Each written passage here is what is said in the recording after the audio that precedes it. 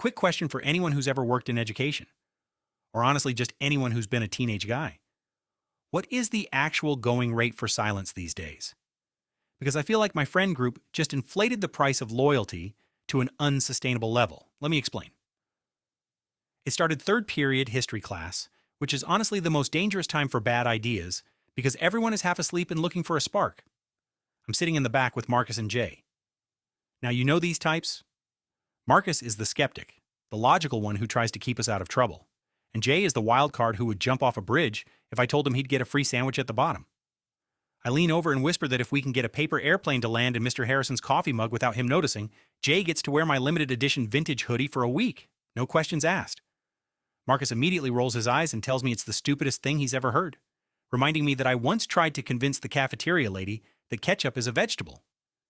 But Jay's eyes light up at the mention of the hoodie, the one I told him never touches the ground.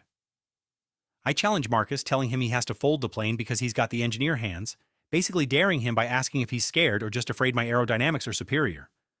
Marcus sighs, closes his notebook, and says he hates this, but starts folding the paper with the intensity of someone defusing a bomb. He puts extra weight in the nose, muttering that if it stalls, we're dead, if it hits the wall, we're dead, and if it hits the teacher, we're expelled. Meanwhile, Jay acts as the lookout, pretending to ask the girl in front of us about notes just to block the teacher's line of sight while I practice my throwing motion in the air. Mr. Harrison turns around and we all freeze.